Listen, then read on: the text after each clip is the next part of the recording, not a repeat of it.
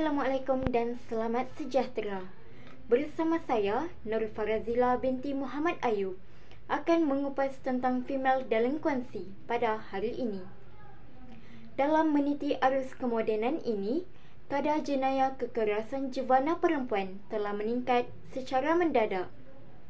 Sebelum kita mengupas dengan lebih serius tentang isu ini, adalah lebih baik untuk kita lihat siapakah perempuan delinquency. Perempuan delinquency adalah kanak-kanak perempuan yang berumur di antara 13 tahun hingga 18 tahun yang melakukan kesalahan jenayah. Berikut merupakan satu kes female delinquency yang berlaku dalam era globalisasi ini. Grogol, remaja perempuan mengaku tidak bersalah bersubahat. Seorang remaja perempuan bawah umur didakwa di Mahkamah Majistret Kuala Kangsar atas dua tuduhan bersubahat dengan 4 lelaki sehingga menyebabkan seorang remaja perempuan bawah umur lain dirogol 2 minggu lalu. Remaja itu yang namanya dirahsiakan bagaimanapun mengaku tidak bersalah selepas tuduhan terhadapnya dibacakan di hadapan Majistret Nurul Ashifah Rizwan. Mengikut kertas pertuduhan, remaja itu yang berusia 16 tahun dituduh bersubahat dengan 3 lelaki dengan cara membenarkan dan menyebabkan seorang remaja berusia 15 tahun 11 bulan dirogol. 3 lelaki itu ialah Muhammad Azim Abdul Rahman, 20, Muhammad Arif Haikal Arapin, 21 dan seorang lagi yang berusia 18 tahun.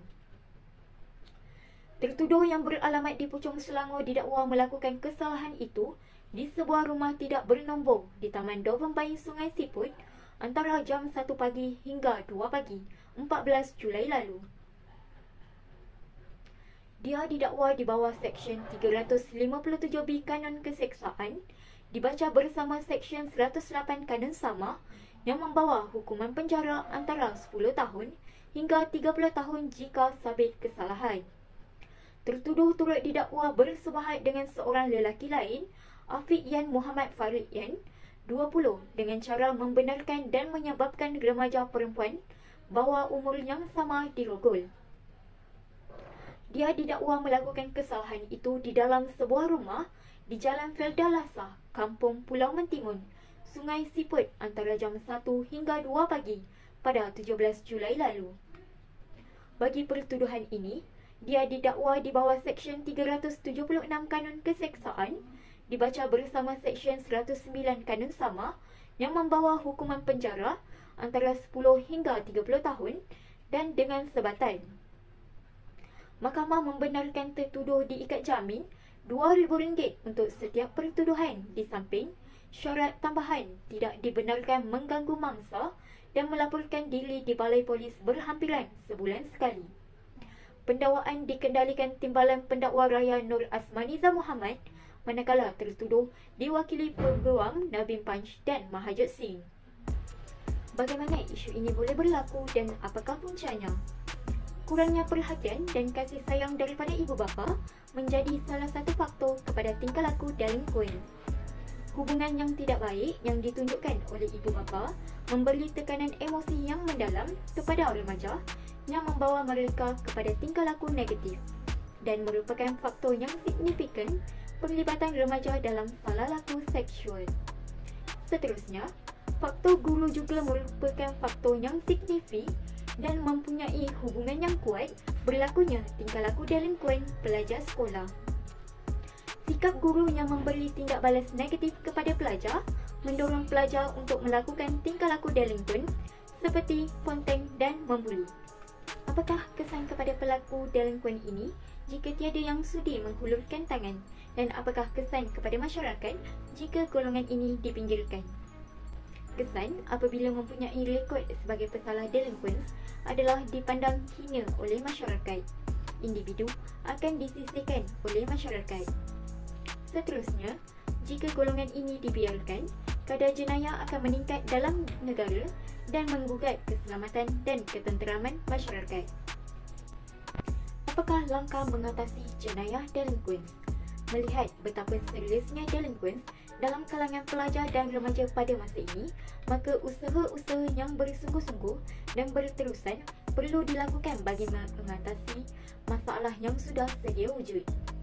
Usaha-usaha menangani delinquents dalam kalangan pelajar dan remaja adalah suatu amanah yang mesti dipikul bersama oleh setiap pihak. Satu model pembangunan sasiah pelajar dibina bagi menangani delinquents dalam kalangan pelajar di Malaysia. Model ini melibatkan peranan semua pihak yang berkepentingan dalam masyarakat, termasuk ibu bapa, sekolah, Kementerian Pelajaran, institusi sosial, institusi masjid, media massa, badan kebajikan, pihak keselamatan, khususnya pasukan polis dan akhir sekali penguatkuasa undang-undang.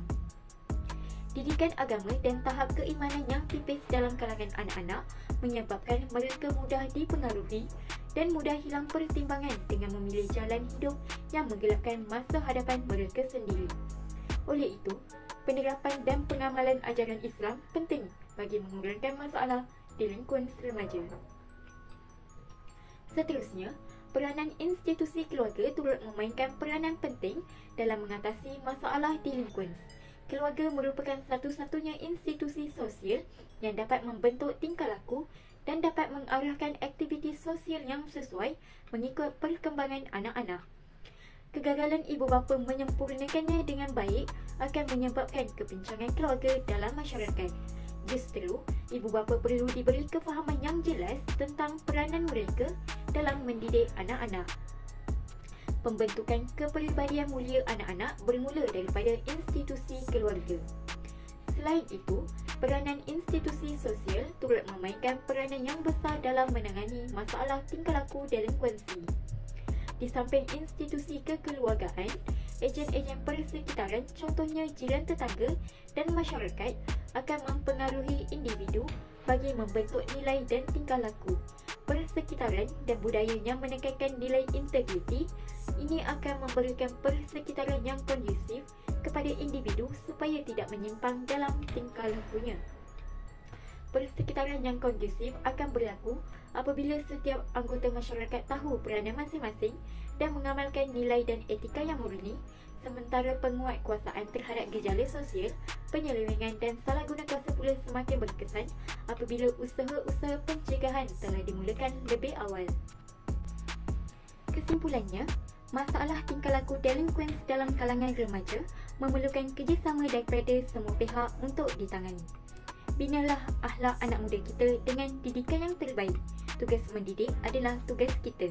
Jalankan tanggungjawab sebaiknya dalam mencegah jenayah delinquents.